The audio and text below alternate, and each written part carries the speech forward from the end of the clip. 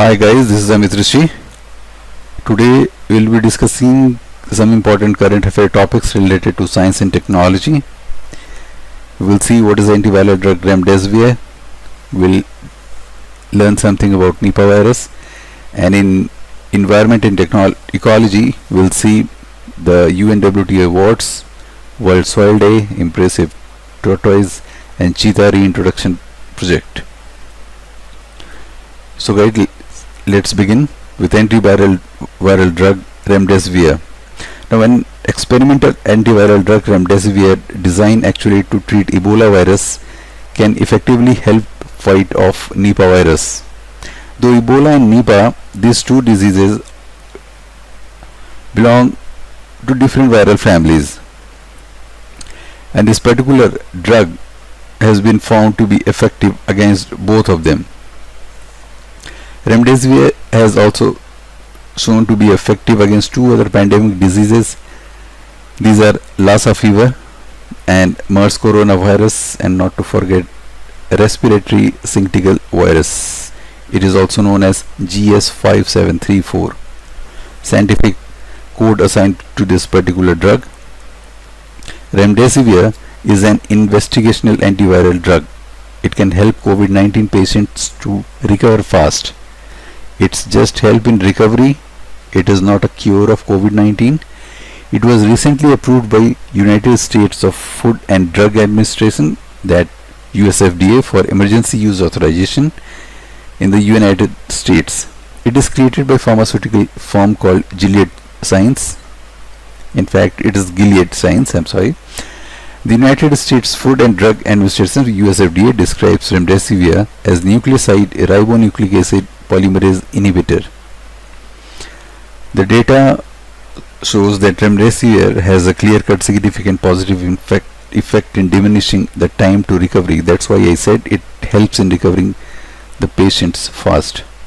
Now, according to information published in the New England Journal of Medicine, what actually happens behind the scene is it mimics the genetic material of coronavirus, and when the virus copied its RNA or genetic material, the drug replaces some of the pathogen's building block, and according to this study, the drug prevents new virus copies from being produced.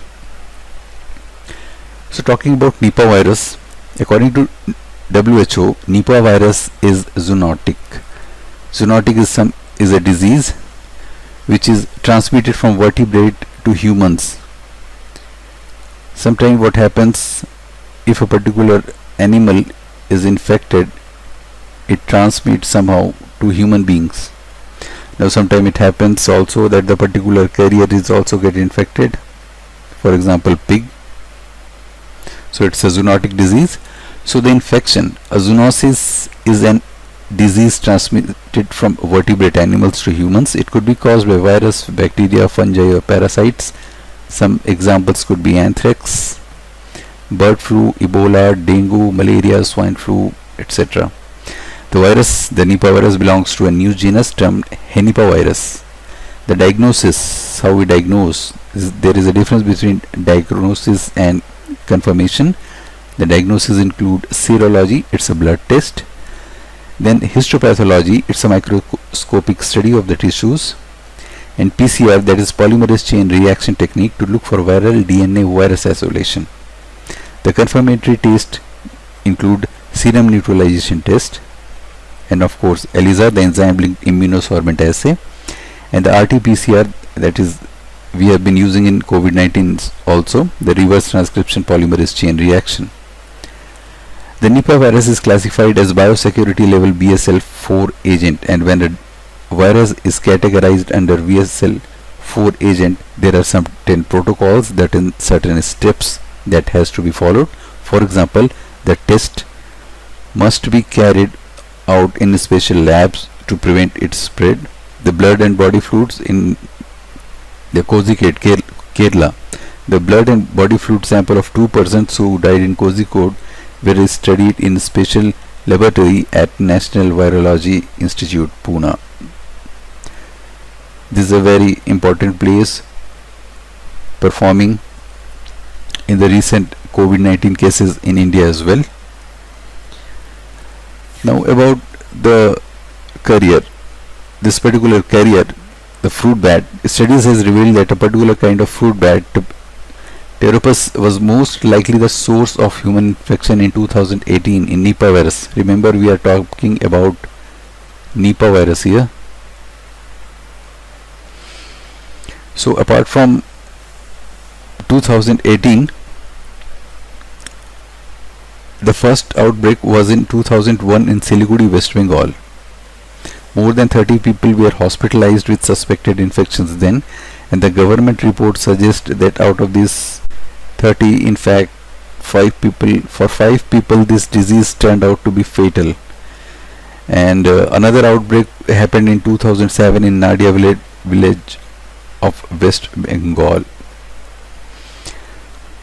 So going to the history of this particular disease, it was first identified in 1998 at Kampong Sungai, Nipah village, Malaysia, and this is the place from where it got its name. Something about this particular bat. Another piece of information is that the virus which eventually killed 105 people in Malaysia was first suspected to be Japanese encephalitis, because both in fact kind of produce same type of symptom. In Japanese encephalitis also, it induces brain inflammation. Now about bat eating fruit. Nipah is believed to be transmitted from what are called flying foxes or mega bats. These are called mega bats because they are the largest bat species. They eat fruits and live in trees, and bats often end up being reservoir. They carry a huge number of virus with them, and they act as a reservoir for number of severe infectious diseases including Ebola, SARS, Nipah and Hendra.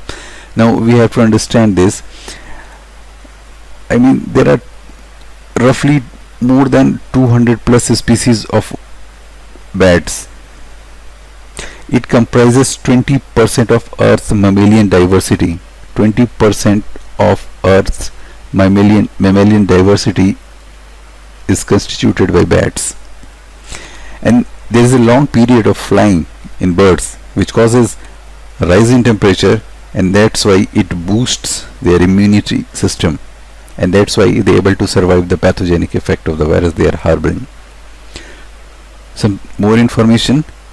Fruit bat, as opposed to insectivorous bats, survive largely on diet of fruit, which they locate with their sense of smell, which is largely different from other bats which use echolocation technique by locating echoes of their own sound. As the flying fox habitat is destroyed by human activities, the anthropogenic activities behind the destruction of its habitat, the bats are getting stressed, and because of that their immune system is getting weaker. Their virus load goes up, and lot of viruses spill out in their urine and saliva, and when the spill contains a high load of virus, the chance of getting it spread increases. Now about 14th edition of UNWTO Awards. Mangala Jodi Ecotourism Trust in Odisha has won the prestigious UNWTO Awards in Tourism Enterprise at 14th UNWTO Awards held in Madrid, Spain. Now guys, every award has a reason. As we know, for example, the Green Nobel is given to grassroots level who risk their life for the environmental cause. So this particular UNWTO award has its own reasons. It is a kind of recognition which is given to person who has done something inspirational and projects for some kind of innovative achievement. Their invaluable dedication for developing and advocating sustainable tourism in line with UNWTO Global Code of Ethics for Tourism and Sustainable Development Goals, that's SDG. Now see what actually happened. The villagers of Mangala Jodi were once associated with poaching of birds. They were in fact poachers. But now they stand as a true defender of wildlife in the region. It's the transformation of people is all because of the awareness campaign conducted by government and officials. And to just have an idea of the effect of the awareness program, the change has soared numbers of birds from 2000 to over 3 lakhs in the region. Moreover, the visible impact of this change has resulted in increase in revenue through ecotourism, sharp fall in poaching incidences, and increasing support of villagers. The award was given in recognition to Mangalajodi business model that is both economically viable and environmentally sustainable based on principles of community ownership. Every country is stressing upon this particular concept of community ownership. So for 14th award, this particular Mangalajodi has won the award. In the 15th UNWT awards has been announced, and the finalist, we have just one entry, the community impact by V Resorts under the aegis of Bliss Inns Private Limited. This is the finalist from India. About World Soil Day. World Soil Day is observed across the world on 5th December. The day is observed annually to highlight the importance of healthy soil and advocate for sustainable management of soil resources. In 2019, the theme was Stop Soil Erosion, Save Our Future.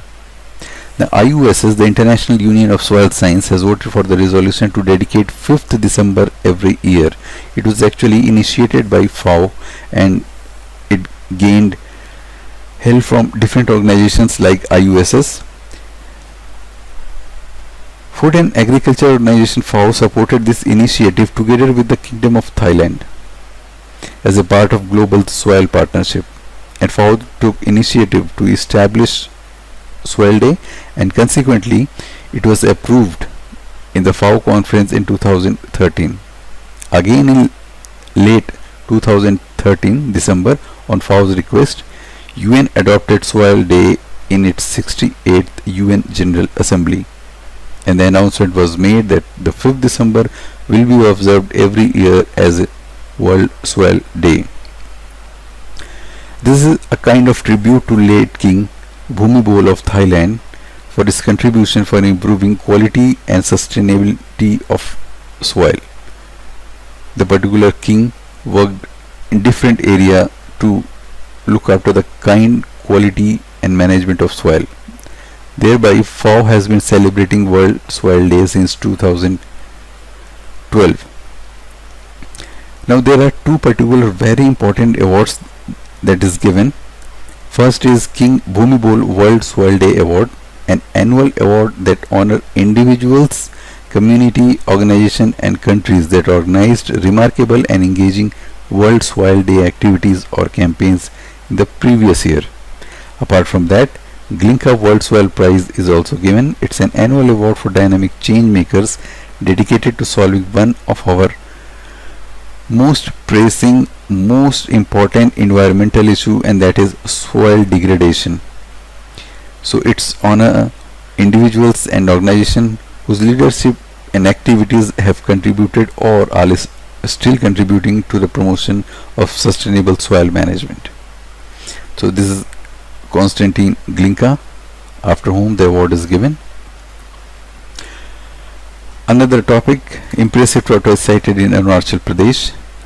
A team of herpetologists from Forest Department and two NGOs, Help Earth and Turtle Survival Alliance (TSA), found a pair of rare species named impressed tortoise in Arunachal Pradesh. The place is important. Now, why this becomes so important that the news spread globally? We'll look. This is the first ever recording sighting in India of this particular tortoise, which is on the red list of threatened species, taking the count to 5 and the non-marine Kilonian count to 29. Chelonian is an kind of a class of reptile that includes turtle, terrapins and tortoise. The species has golden brown shell and skin. There are two species of tortoise under Manuria genus. Northeast India was known to be the home of only the Asian forest tortoise until the discovery of this particular impressed tortoise. The Turtle Survival Alliance, this one, an organization, it is working towards tortoise conservation, described it as a critically endangered tortoise species which is elusive. It is very hard to find it, vulnerable, and most important, it has never been sighted in India. It inhabits hilly region. Actually, what happens is the habitat of this particular tortoise is very difficult to access, and that's why the conservation programs that we make are very tough to implement. So it is found in Indo-Burma hotspot, Cambodia, China, Laos, Malaysia, Myanmar, Thailand and Vietnam, and as I said, its habitat is difficult to access, and that makes its protection very tough. So what actually happened, there was a story that there is a person named Tao. He has some knowledge of this particular kind of tortoise and the family of tortoise, so he was going to somewhere and found 2 or 3 person was carrying a tortoise in their hand, and he asked, what you have got there? And they said, this is our dinner for tonight. And when he inquired about this particular tortoise, he clicked some pics and shared on WhatsApp. The person named Purkasthya, who knows about this particular species, got the image, and right away he understood that a major something big has happened.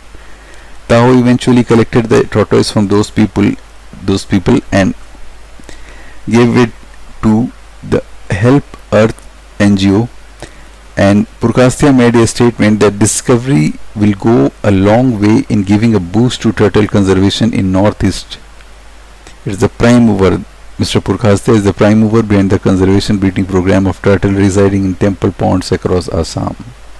Now if we quote from Hindu on 26th last year, the Hindu quoted, a tortoise considered beautiful enough to be named Impressed has been discovered in Arunachal Pradesh.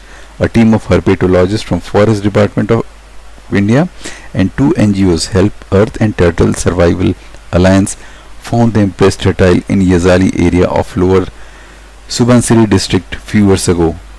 This is actual quote from the Hindu. Few more important informations. The last reported range extension of a species was from Goa, Myanmar. The records of IUCN shows that it is a fungi eating, it's a fungivorous, and it is also considered difficult for captive breeding centers. The clutch size is around 10 to 21 eggs. Clutch size is nothing but the number of eggs laid at a time, and not much of the information is available about his nesting behavior. Apart from that, it has got a magnificent looking creature, impressive in metallic color and shape, and that is why it is called impressed tortoise. And what are the importance? If it has been seen in India, what are the implications of the finding? It is held as a landmark moment in the turtle conservation. The implication of this finding is big, since always in our country we have more after the keystone species, the bigger animal, lesser animals are sidelined, and animals like elephant, tiger or rhinos, they get more attention. And with this particular discovery, India becomes the third most turtle rich country in the world.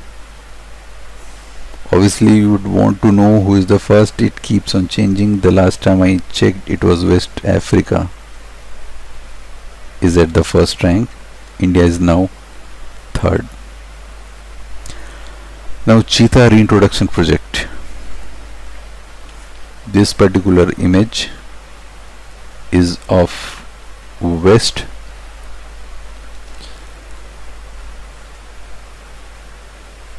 Sorry, this particular image in your left is African cheetah,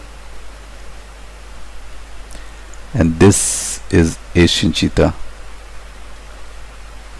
Important news, important information that you must know is that Supreme Court recently allowed the center to introduce African cheetah to a suitable habitat in India. With India's own cheetah vanishing, a plea for this has been filed in by NTCA, the National Tiger Conservation Authority, seeking permission to reintroduce African cheetah from Namibia. The matter came up before the Supreme Court during a hearing on shifting of few lions. I mean, there was not a separate plea or petition was launched by anyone. It came along with a hearing, and the hearing was going on for the shifting of lions from Gujarat to Kuno Palpur Wildlife Sanctuary located in Madhya Pradesh. So what actually happened and what are the information related to this particular project, we'll see. The cheetah, Acinonyx zubatus, is one of the oldest of the big cat species with ancestors that can be traced back more than 5 million years to the Miocene era. It is also world's fastest land mammal. The country's last spotted cheetah died in Chhattisgarh. In fact, the place is Korea district, earlier known as Manendragarh.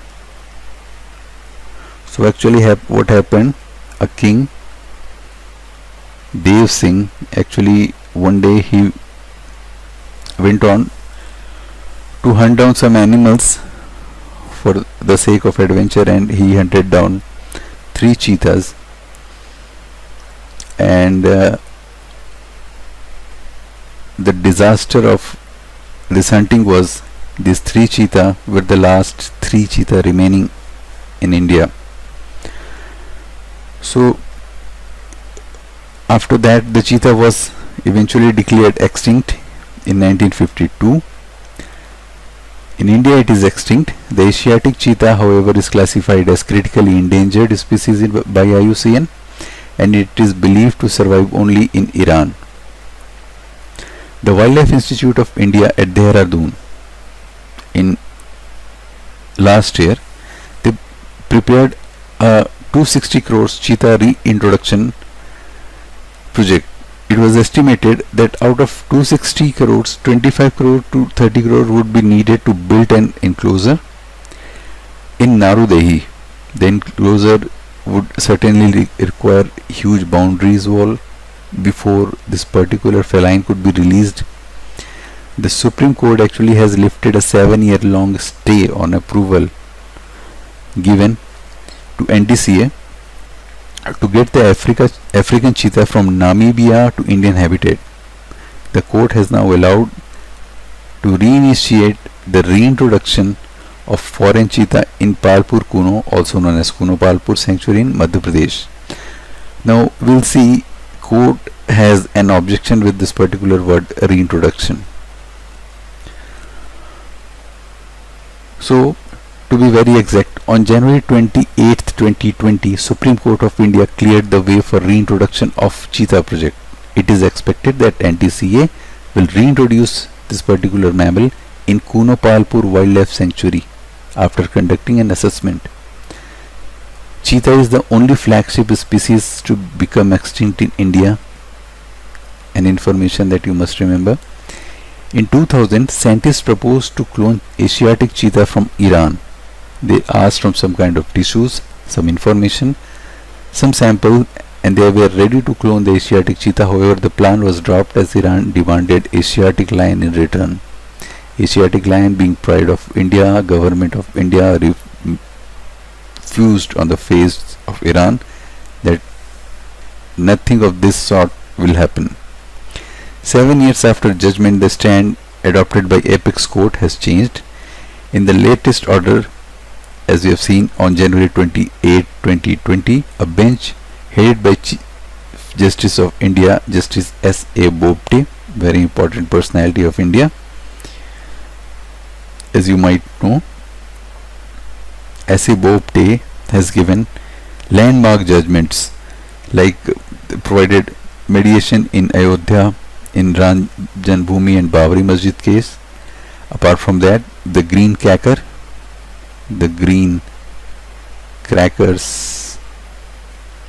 related judgment was also given by CJI S.A. Bopte. Apart from that, the Aadhaar card is not mandatory for every kind of service in India.